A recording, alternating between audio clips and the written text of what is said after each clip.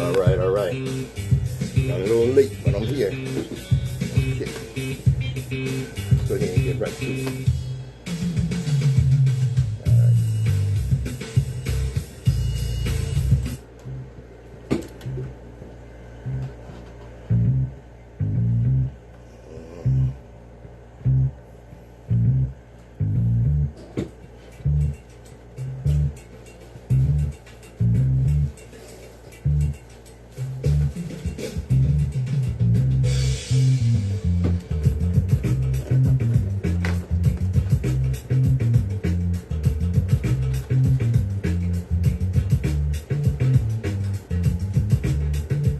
Those of us that indulge in or commit intellectual violence don't do so for the pleasure of mental masturbation or ego picnic. We do so because the chains of oppression on our people's minds are deep and difficult. Hey, on.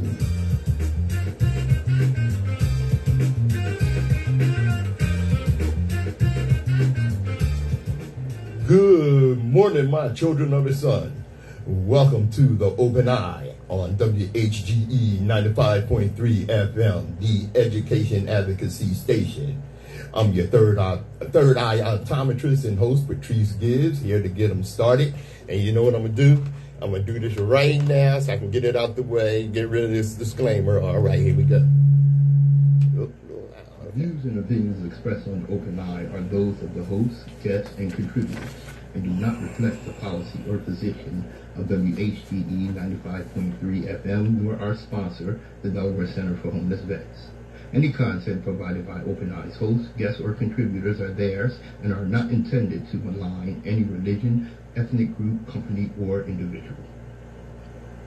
WHGE 95.3 FM. Coming up this week, all right, is a book talk on the book Murder Town, USA. Murder Town, USA, Homicide, Structural Violence, and Activism in Wilmington. That will be on July 20th from 6:30 to 8:30 p.m. at the Delaware History Museum and Mitchell Center for African American Heritage. That's at 504 North Market Street. Join us for an insightful book talk featuring Murder Town, USA, Homicide, Structural Violence, and Activism in Wilmington. The book is by Dr. Yasir Arafat Payne, Dr. Brooklyn K. Hitchens, and Darrell L. Chambers. That will be Thursday, July 20th, 6:30 p.m. at 504 North Market Street, the Delaware History Museum. Don't miss it. It's going to be a great talk. All right. Now, as you know, well, let me get with this because I want to thank Sister Tracy for posting this a couple of weeks ago, and I've been saying it every time I come in. Every generation has its purpose. Ours is to reveal the truth and reverse the brainwashing, because the chains of oppression on our people's minds are deep and difficult to remove. That's right. All right. Now, I might have went here last week, but I'm going to go here anyway. Stop telling us there's no racism. Show me the video of a white officer throwing elderly white women to the ground. As a matter of fact, show me any color officer manhandling a white woman. All officers seem to understand, respect, empathize, treat them with empathy and courtesy when it's a white woman. For some reason, that courtesy is not extended to black women. Okay? Black women, you know, I'm sorry that this goes on. Maybe I'm not the one to apologize, but this crap's going to change. And I mean that. Yeah. You know, and no, I'm going to hold off on this because it goes with something else. So, okay. Moving right along. As you know, as a rule, I start off with some interesting Black history. Today, I'm going to start off with some white history. Okay? Let's see what we got here, Marga. I'm a little loud there. It's all good. All right. Let's see. Okay, let's do this. Keep it moving, keep it moving. Okay. You know, after, hey, Steve, after slavery, after chattel slavery, after the Civil War, of course, one of the most interesting things about black people is that within a short 10 years after the Civil War, within 10 years after the Civil War, black people were able to form communities that were thriving, that were able to compete with any other community. Of course, the only other community was the white community. Okay, this was after, 230 years of chattel slavery. Now, of course, let's be realistic. A lot of our people, as Dr. King explained,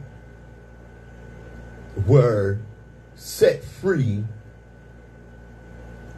to famine and homelessness. Paraphrasing there. Okay? But there were black communities that thrived because we remembered our ability to manage a state. And what was white people's response to that, especially white people in the South? Well, of course, they came up with vagrant laws and this, that, and the other. And this is where the, what do they call that? This is where the, the black codes came in and what have you, convict leasing. Okay, and what that was basically about, hey, Sherry. What that was basically about, convict leasing, was forcing the newly freed back onto the plantation. Because, they enacted these laws, these vagrancy laws, loitering, okay? Here you are just released from the plantation. You have no home to go to.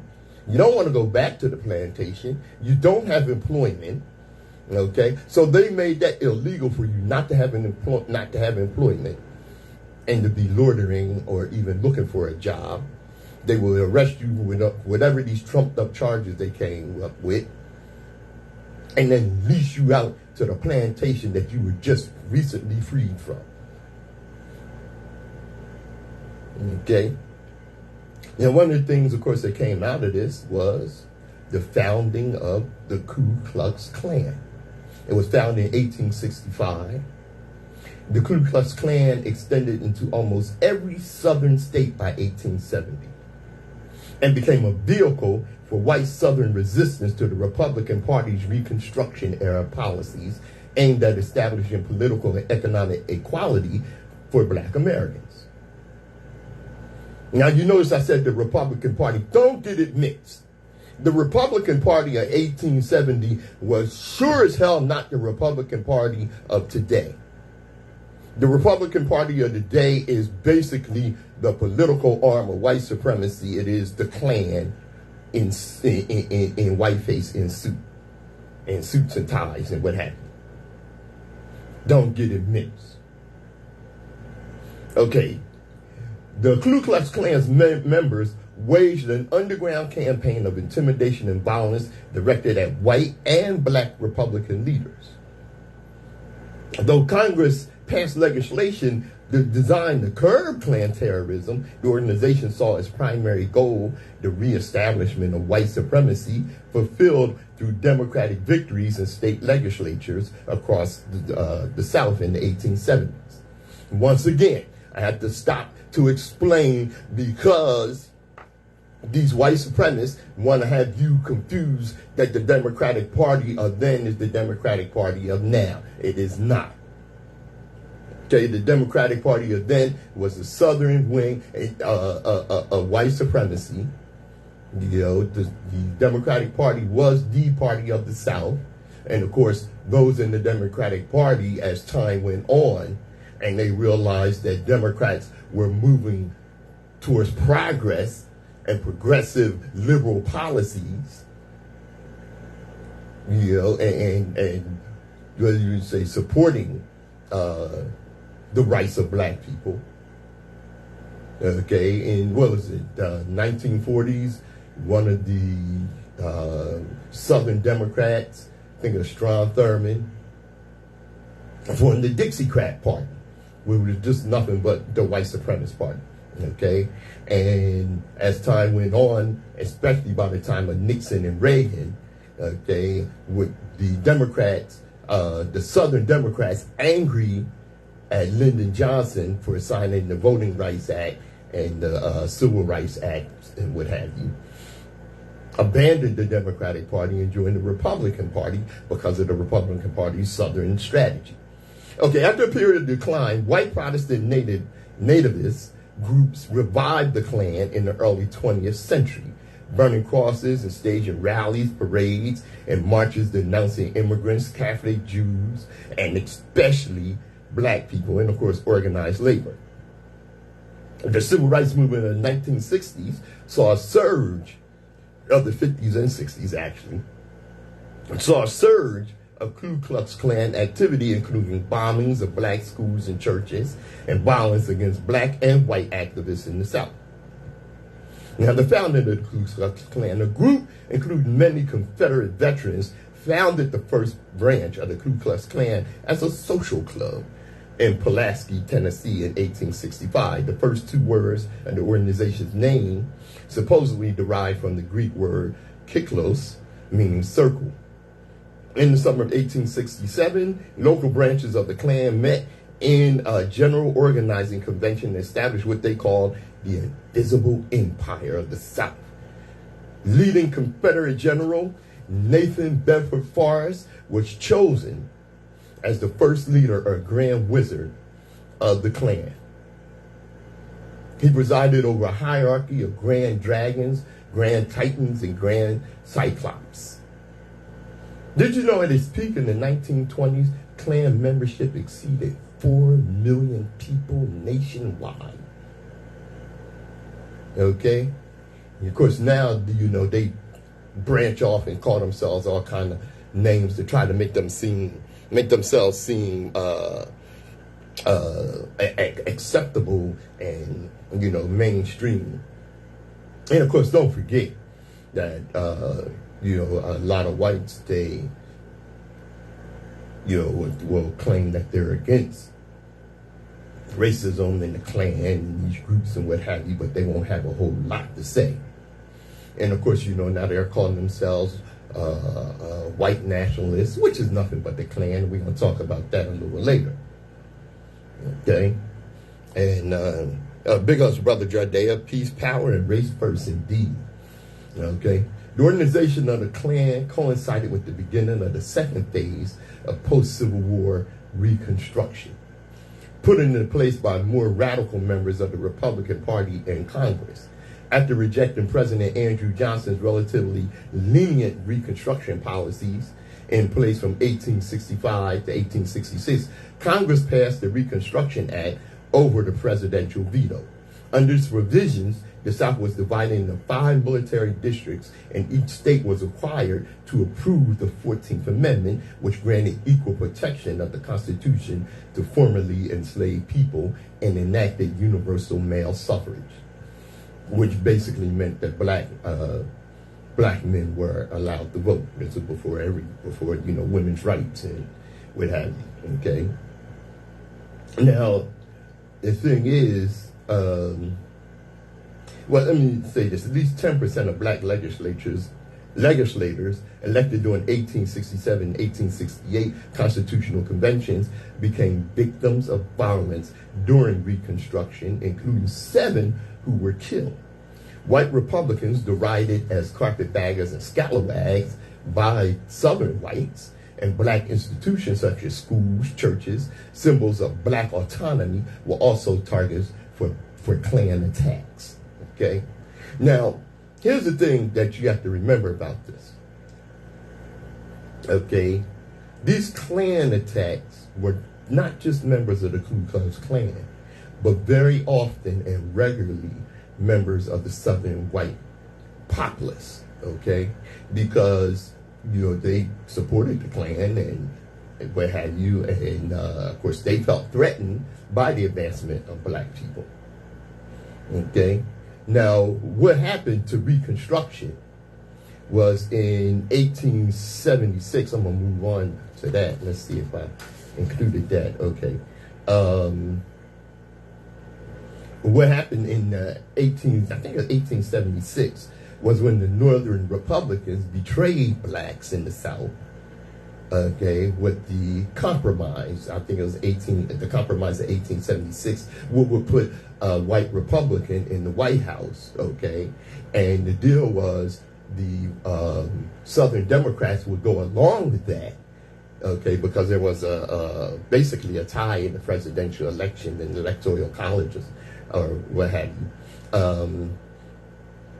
The Northern whites went along with pulling the military and the federal protection of blacks out of the South, okay, as long as the Southern white Democrats agreed, okay, to allow the white Republican, I'm pretty sure it was Rutherford B. Hayes, to sit in the White House, all right? Now, let's move ahead here. Because like I said, in the 1920s, the Klan had a resurgence. There were actually 4 million members. Okay, and what really brought about the resurgence of the Klan was the movie Birth of a Nation by D.W. Griffith. And this movie glorified the Klan. Okay, and of course you had the Daughters of the Confederacy screwing around with the education and whitewashing the actual history of slavery and the Klan and what happened. All right. Woodrow Wilson actually had a showing of Birth of a Nation, right, which was from the book The Klansman, which made a hero of the Ku Klux Klan. He actually had a showing of the movie in the White House. Woodrow Wilson was probably the most racist president to sit in the White House until Ronald Reagan made roasting hell and made the devil sodomize him with a pitchfork. In 1965, President Lyndon Johnson delivered a speech publicly condemning the Klan and announcing the arrest of 4 Klansmen in connection with the murder of a white female civil rights worker in Alabama. The cases of Klan-related violence became more isolated in the decades to come, though fragmented groups became aligned with neo-Nazi or other right-wing extremist organizations from the 1970s onward. As of 2016, the Anti-Defamation League estimated Klan membership to be around 3,000, while the Southern Poverty Law Center said there were 6,000 members total. I think both those numbers are way the hell off. Which the rise of white nationalism, white Christian nationalists, and what have you. That number is closer to millions of whites who just don't claim to be Klansmen, but just white nationalists and what have you. Even if you call yourself a Republican, okay, you're pretty much a white nationalist and a descendant of the ideology of the Ku Klux Klan. WHGE 95.3 FM, The Open Eye. Hey, peace, Sister Tracy. Grand Rising. All right. Let's see what I got here.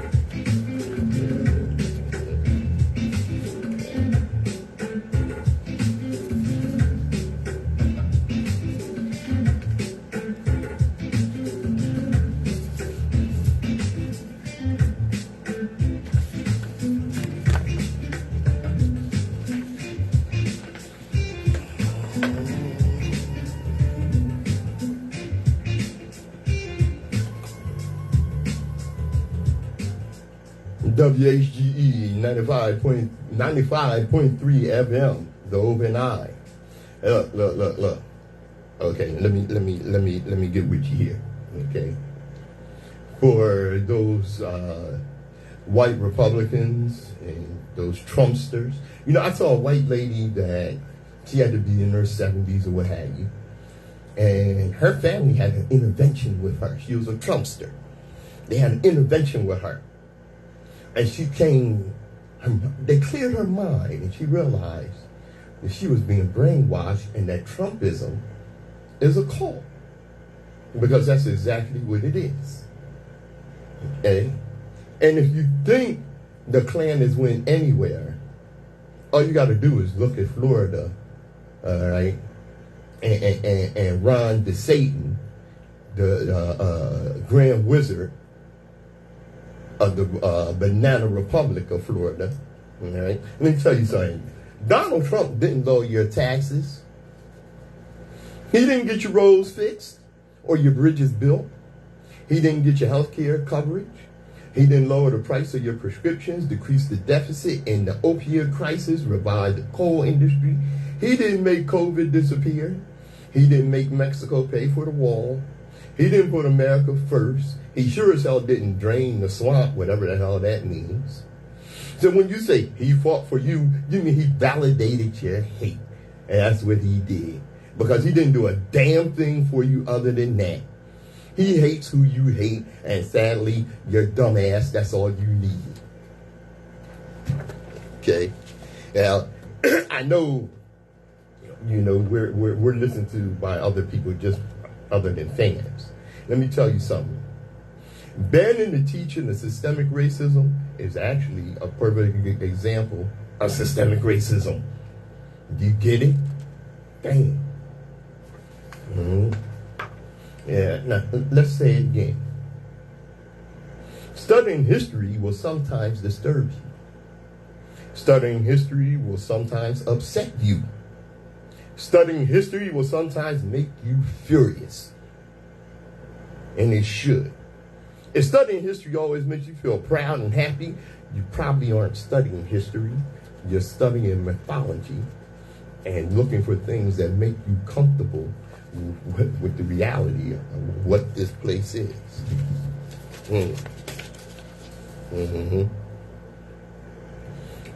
This is a quote from Sonia Sanchez. If you don't know her, you need to look her up.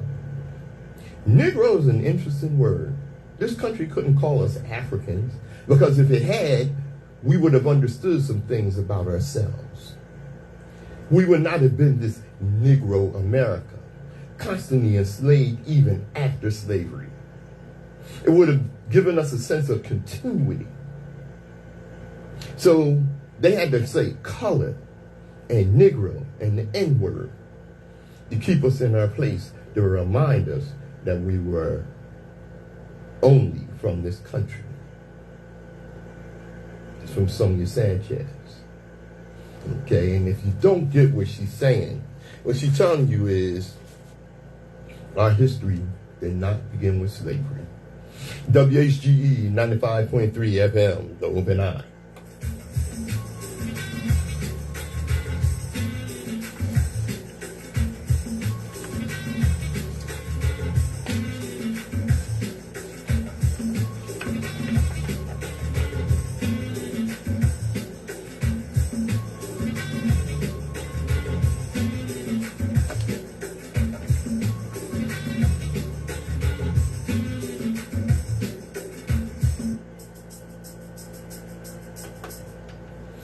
To know our history is to be in a perpetual state of anger. And I know you've heard me say this before, it's by the grace of the Creator, some miracle that we as black people are not murderously vengeful. We watch every other group get reparations but us. And so, the last three known survivors of the Tulsa race massacre, one of the country's deadliest acts of racial violence. Okay, the lawsuit that they filed for reparations was thrown out. They will appeal a judge's recent decision to dismiss their lawsuit seeking reparations to the state Supreme Court. Leslie Benningfield Randall, Viola Fletcher, and her brother Hughes Van Ellis. 108, 109, and 102 respectively.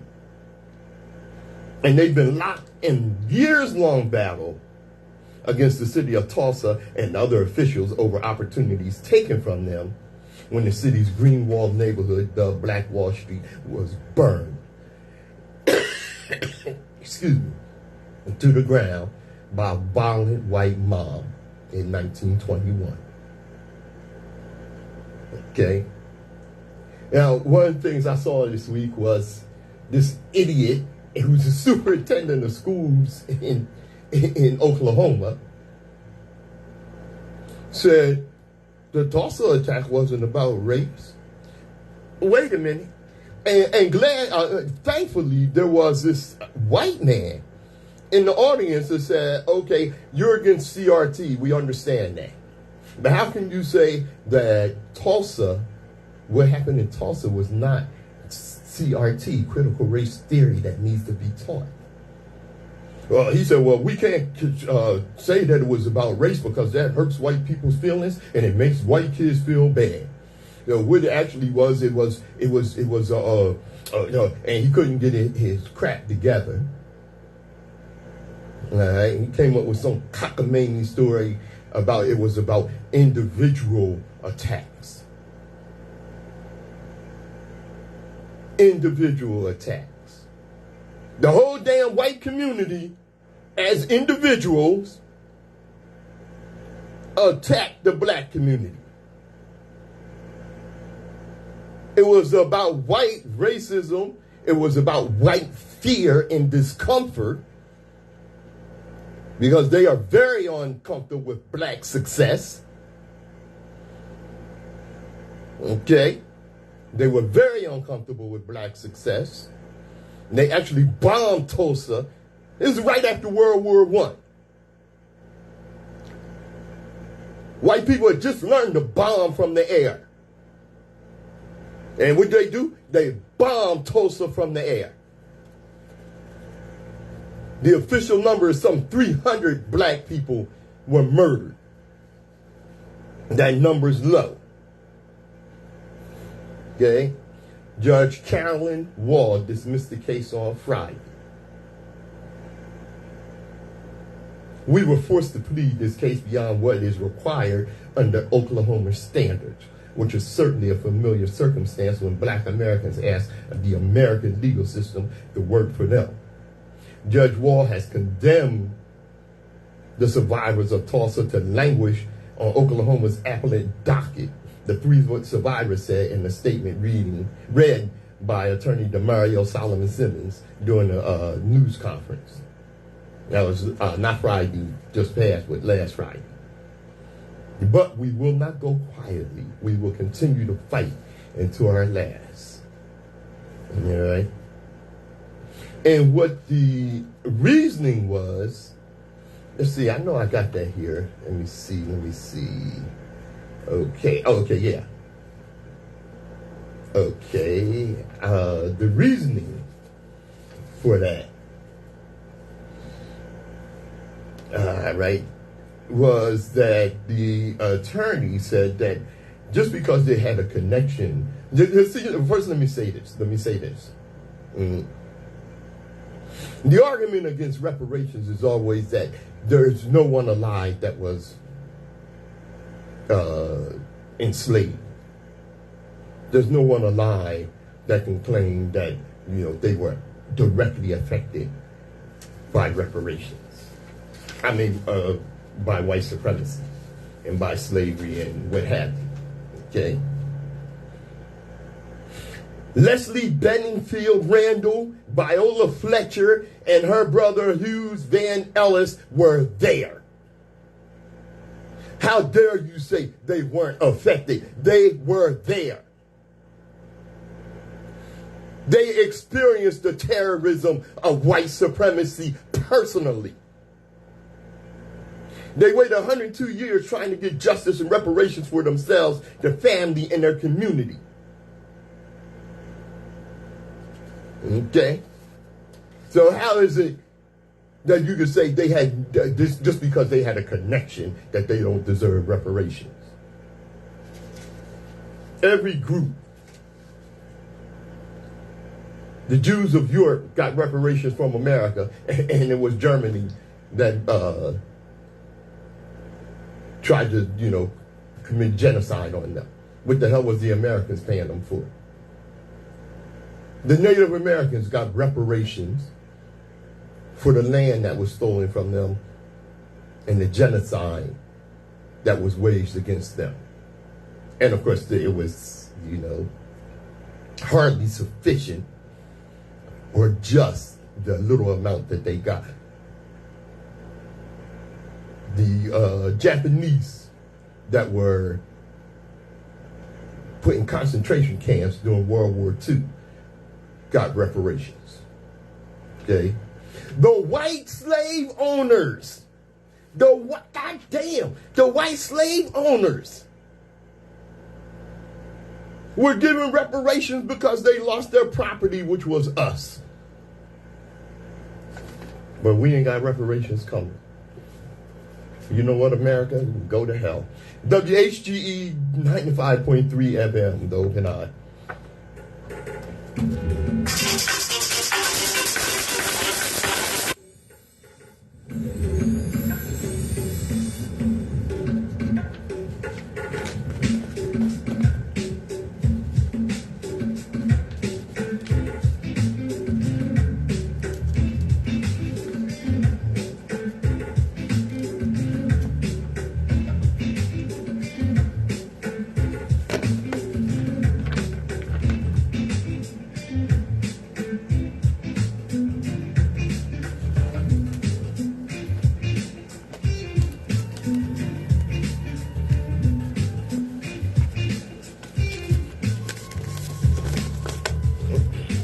All right.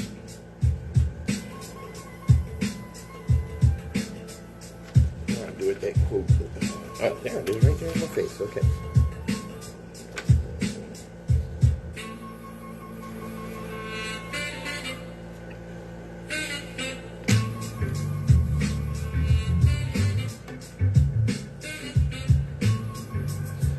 What in the segregation hell is this? Arizona Republican calls black people colored during the House floor debate. Now, after the remark, Representative Eli Crane's words were immediately stricken from the record. It appears that Eli Crane is stuck in segregated ties after he recently referred to black folks as colored people. Ain't nobody colored me. I came this way. Son of a bitch. Crane recited the racist phrase Thursday in a floor debate as he suggested a proposed amendment to the yearly annual defense policy bill. The amendment sparked a retort from the former chair of the Congressional Black Caucus. Crane, who is a combat veteran and who is currently in his first term, hopefully his last, he said, "My amendment has nothing to do with whether or not colored people or black people or anybody can serve. It has nothing to do with any of that stuff." Okay. Crane insisted that his amendment would allow the Defense Department from taking race, gender, religion, political affiliations, or any other ideological concepts into account as the sole reason for recruitment training. Basically, he's against, diversity in the military. He said the military was never intended to be, inclusive. Its strength is not diversity. Its strength is its standard. Now, I'm going to tell you guys right now, you can keep playing with these games with diversity, equity, and inclusion. Oh, what I do with the rest of that? Okay, that's all right. You can keep playing with these games. Let me tell you something. America knows damn well, and of course this willfully ignorant fool may not know, but America would not have won the Civil War without its black soldiers. America probably wouldn't have won World War I, World War II. Okay, and we can go all the way back to the Revolutionary War because black people were in every war that America was involved in. And America greatly benefited. You know how badass the Tuskegee Airmen were? You know how badass was it? What are they called? I can't remember the name of them. But it was a troop of blacks. They were so badass in Europe. Okay? How badass blacks in the military were. How much America benefited from that. And you got this moron that says we got to be careful with diversity. Colored people are gaining too much. It's just too much. Jeez Louise. All right. Let's move right along. I got this one. This Negro bid winch Negro peeing alert. Negro peeing bid winch? Yeah. Negro peeing bid winch alert. The Democrats put black Georgia state rep in office. And then with this a black woman. That's why I said Negro peeing bid winch. Sorry ass. All right. Atlanta State Representative Misha Maynard will now be the first ever black woman Republican in the Georgia General Assembly. Now, she was elected in a predominantly black Democratic district to go to the state legislature. Atlanta voters will now have a Republican representing them in the state legislature. Now, you might be wondering how a Republican managed to squeak through in one of the bluer districts in the county, in the country, actually. And the answer is she was elected as a Democrat. On Tuesday, State Representative Misha Maynard announced that she was leaving the Democratic Party and joining the Republican Party. The moves make Maynard the first black woman to serve as a Republican in the Georgia General Assembly. Maynard's district, which stretches from Westview to Midtown Atlanta, is deep blue. And her former party was quick to call Maynard out for playing a bait and switch with her constituents. Representative Misha Maynard's switch to the GOP is a stinging betrayal of her constituents who elected a Democrat to represent them in the state legislature. Right. House District 56 deserves a representative who will do the job they were elected. Okay. However, Republicans like Marjorie Taylor Greene applauded the move. Of course you did. On Twitter, Maynard explained her decision, calling it a moral decision, adding, "I will never apologize for being a black woman with a mind of my own." And you should have a mind of your own. But you obviously don't. Because what you did was sell your people out. I don't have any doubt that you're not a true believer. You got a bag. Okay? And what that district needs to do is get up a petition and recall her ass and get her out of there. Sorry ass mammy. You know, it's an interesting move from Manor, who told Axios in April that she would never switch parties despite her disagreements over school vouchers and other Democratic policy platforms. In fact, she told the outlet that she was a lifelong Democrat because they fought for those that had been forgotten. She has clearly switched up her opinion on the two parties, and quickly, as soon as that bag came through. Sellout Negro peeing bed wench. Get her out of there. WHGE 95.3 FM, the open eye.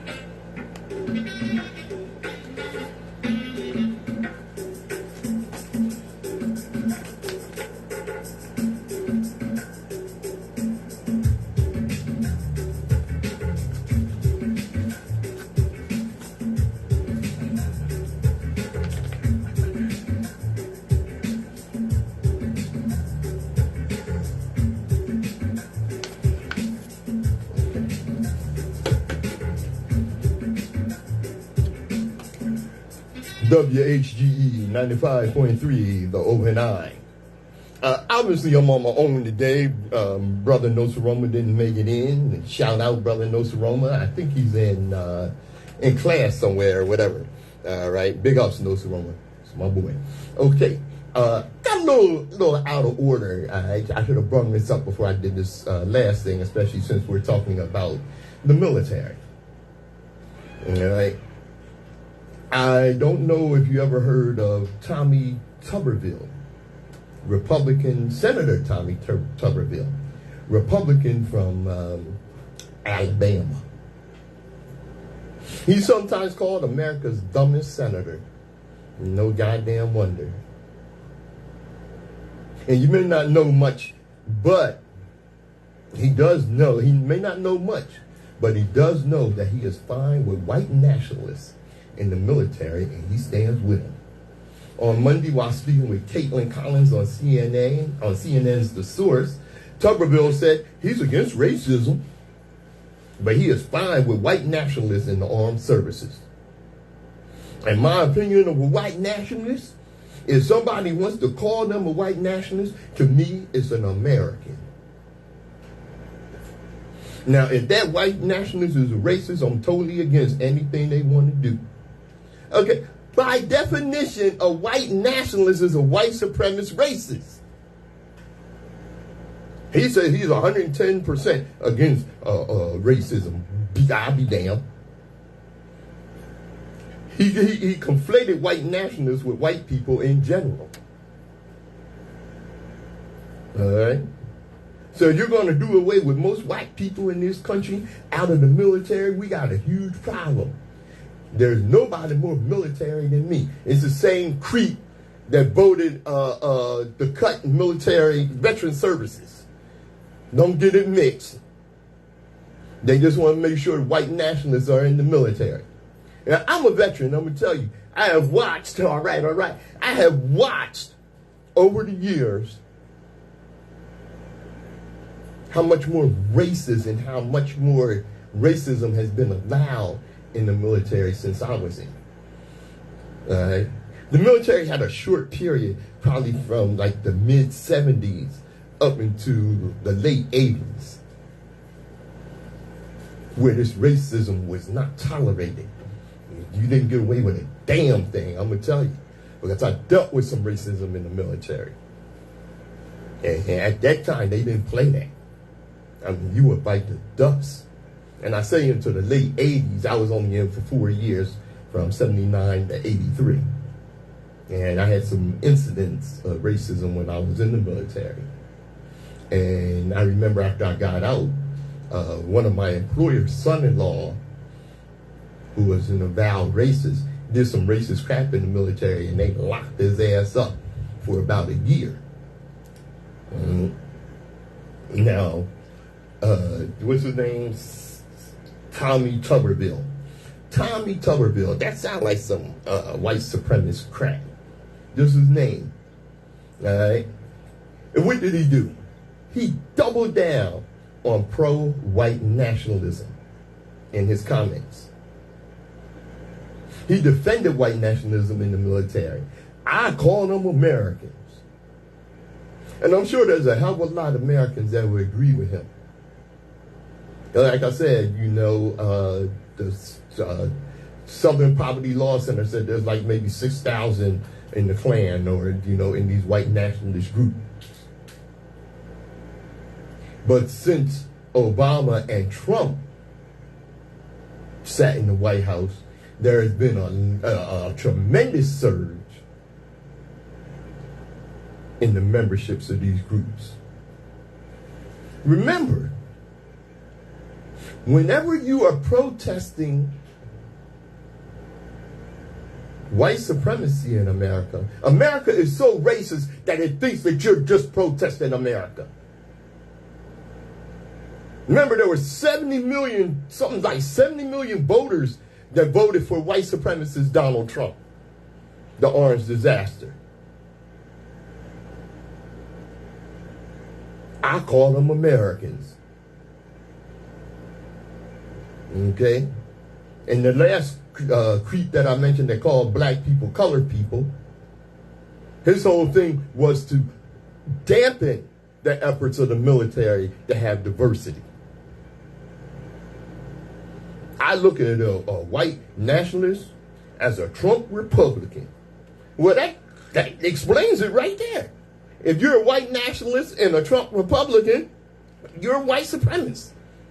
A white supremacist, a white nationalist, by definition, is a white supremacist. Okay? You know, even, what's his name? Mitch McConnell spoke against what this man had to say.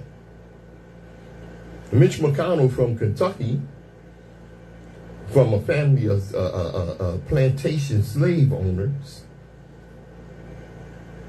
said, yeah, well, you know what? He's coming out and he's just being too open with his racism. That's basically what he said. Oh, yes, I'm against white nationalists as long as they don't say they're white nationalists. Okay? This is what we're dealing with here. This is what we're up against, and this is what we're dealing with.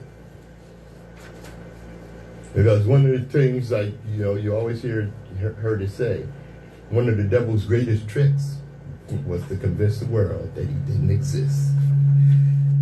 WHGE 95.3 FM, The Open Eye.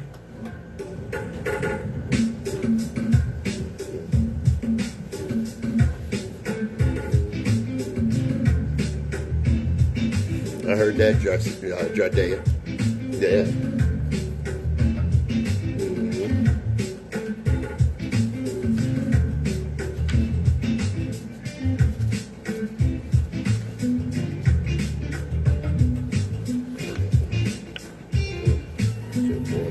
That's okay.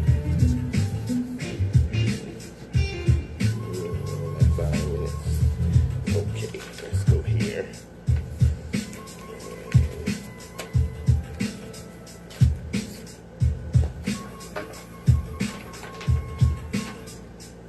Hey, how you doing, sister? I'm sorry, hi. What's up? What you up to? This, that, and the other. Get ready. I got about 5 minutes. Get ready to close them out. What happened to young daughter? I think he had a weapons training today or something. Oh, okay. Well, you know your politics. You gotta tell me what's going on with, well, when you get finished. Okay. Yeah, I'm ready to close them out in a minute here.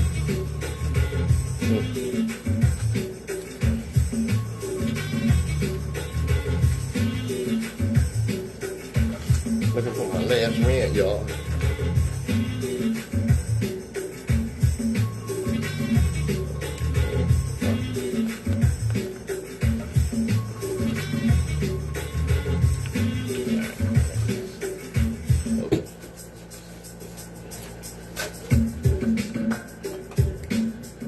WHGE 95.3 FM, The Open Eye.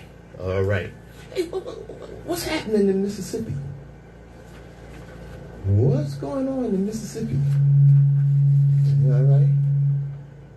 Things are happening in Mississippi and not in a good way.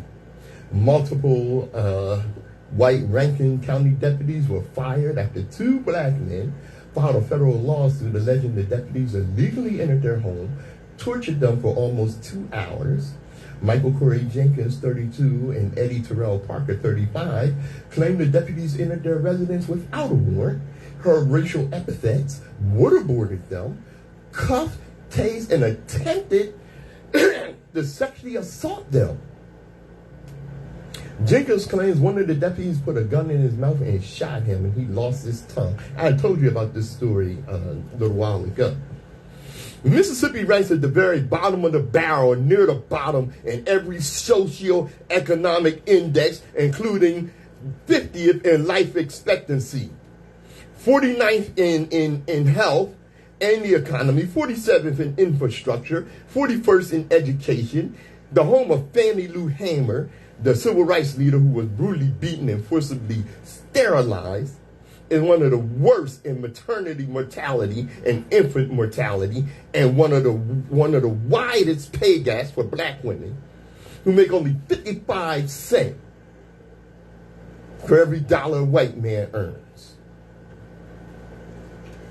Mississippi, you know, the hospitality state, they got a lot of goddamn nerve to call themselves the hospitality state, where it is inhospitable to black folks. Nina Simone has something to say about the state in her iconic song, which captured the hot Jim Crow mess that the state was in 1963, the year NAACP leader Medgar Evers was assassinated in his driveway in Jackson.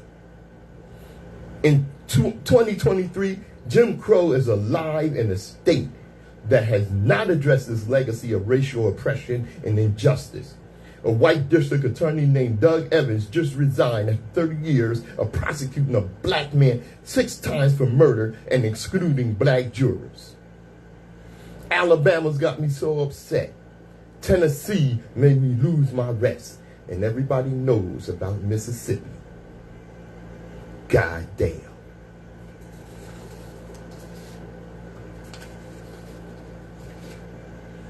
You know, I saw a video of this white man had called Cassidy to ask, what would black people do if it wasn't for white people? What would black people do if it what would the world be if it wasn't for white people? Obviously, he's willfully ignorant. Okay? Because without white people, there would have been no slave trade. Oh, well, you know, black people just had the benefit of having met white people. Let me tell you something. Before the era of exploration and colonization, black people were fine without having any contact with the European. The kingdom of Mali, the kingdoms of Carthage, the kingdom of Mali, I said Mali, Carthage, Songhai, the city of Benin, and the great Zimbabwe. I haven't even got the Kush in Egypt. Once upon a time, in Africa, we paid no tax. There was no crime. We didn't even have a word for prison. There was no inflation. There was no unemployment. There was no poverty. We didn't deal with famine. We didn't deal with corruption. There was no debt crisis. There was no prostitution. Men didn't beat or divorce their wives. And then came along the European to improve things. You crazy? You know, of course the history of America does not want us to talk about is the fact that these thriving black communities that were destroyed by white supremacy, this is for the white man that asked what would we do without white people, including white citizens and you know, and the American government, because we wouldn't have climate crisis, we wouldn't have racism, we wouldn't have debt crisis, student loan crisis. These are all things that are brought about by the European. So what would we be without the European? A hell of a better place. We weren't just robbed of our knowledge to manage a state. We were massacred for even doing so. He wanted to know where the thriving black communities were. They were destroyed by white people. We just talked about Tulsa. We didn't talk about the coup in Wilmington, North Carolina. We didn't talk about the Red Summer in 1919. I'm going to go here right now. Remember when Africa ruled the world was a much better place. Something very important the ancient black people of Africa understood was balance. Like I said, there was no word for poverty. There was no word for jail. The world was rich with resources that were freely shared. So no one had to rob and murder. That's why they were able to advance and progress and build and create and philosophize and ponder and learn and teach. The world is still rich with resources. Unfortunately, control of the world's resources has been seized by a bunch of white supremacists, thugs, and gangsters out of Europe and America. These thugs have also done a lot of environmental damage because they could not live in concert with nature and seem hell-bent on destroying the world. These nefarious, excuse me, these nefarious psychopaths have wantonly raped, murdered, robbed for centuries. Remember, it's only been 5 centuries that the European has been dominant in the world. At this point, the only truly viable solution is global African supremacy. And as I always tell you, watch out there, bring that down some, okay? Destiny determines who enters your life, but you decide who stays. Therefore, value those who value you, and don't treat those as a priority who treat you as an option. I'm Patrice Gibbs. This has been The Open Eye. Thanks for joining us. Yes, indeed. Thanks for joining us on Open Eye, everyone. I want to thank everyone for some of the great stuff that you post that I used. If I didn't call you out specifically, realize that that's a matter of the mind, not the heart. All right. Global African supremacy. Peace.